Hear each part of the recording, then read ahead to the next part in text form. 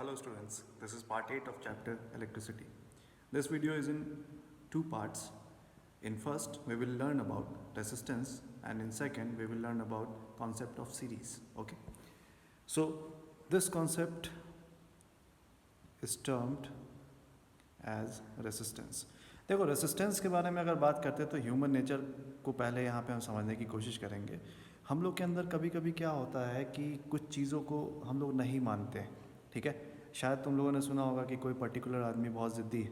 ठीक है, किसी चीज़ के पीछे अगर पड़ जाता है उसमें अच्छा हो बुरा हो उससे कोई फ़र्क नहीं पड़ता है. ठीक है, तो ये इनबिल्ट प्रॉपर्टी होती है. किसी के अंदर क्या होगा, बहुत ज़्यादा ज़िद होगा, किसी के अंदर क्या होगा, बहुत कम ज़िद होगा.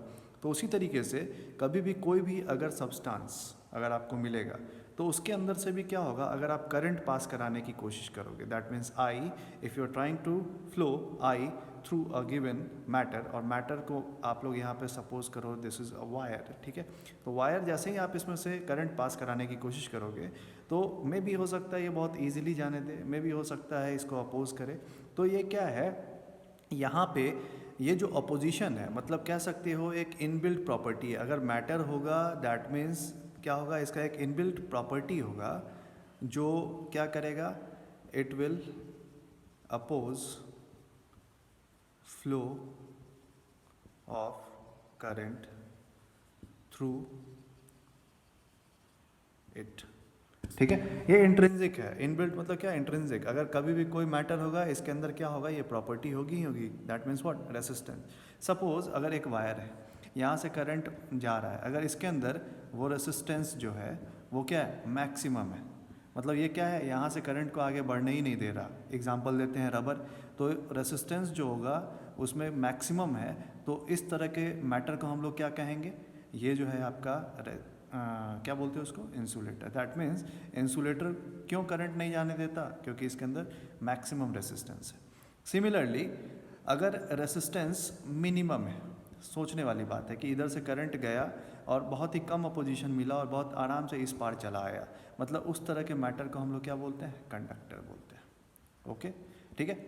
अगला टर्म है, suppose you are provided with a wire. तो वायर है तो इसके अंदर रेसिस्टेंस होगा ही होगा, ये इनबिल्ट प्रॉपर्टी है, उसके बिना वायर नहीं हो सकता. तो यहाँ पे आप क्या है, इस वायर के सिंबल में ये रेसिस्टेंस ऐड कर दोगे. बहुत बार बच्चे पूछते हैं कि सर ये जो वायर है इस तरीके से क्यों रिप्रेजेंट किया जाता है जबकि बुक में ऐसे दिया हुआ होता है. ठीक है, बात सही है, ये वायर है, वायर बिना रेसिस्टेंस के नहीं हो सकता. तो सबसे पहले वायर आया और वायर है तो इसके अंदर रेसिस्टेंस होगा ही होगा. तो मतलब क्या है, यहाँ पे आप इसको ऐसे ड्रॉ कर सकते हो.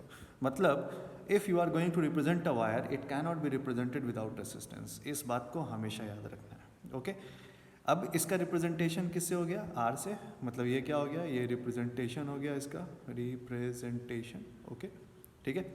और इसका ऐसा यूनिट जो होता है आपको ये याद रखना है, ये साइंटिस्ट के नाम पे है, ओम. जो आगे आप लोगों को पढ़ना है इसके बारे में, सिंबल हो गया ये, और इसको बोलते हैं ओमेगा. ओके, तो जैसे अगर यहाँ लिखा हुआ है R is equal to 4 ohm. ठीक है, तो इसका मतलब क्या, you are provided with a wire और एनी काइंड ऑफ कंडक्टर या any kind of electric device which have total resistance of 4 ohm. Okay, and if you are going to represent a wire, wire is always represented by R. Okay, so I hope ये आप लोगों को समझ में आ गया होगा. ठीक है, और इसका नेक्स्ट पार्ट जो है उसमें हम लोग सीरीज़ के कॉन्सेप्ट को क्या करेंगे, देखेंगे. ठीक है, तो आप इसको अच्छे से समझ लो, देख लो, और okay, I hope you are enjoying this. Okay, take care, bye.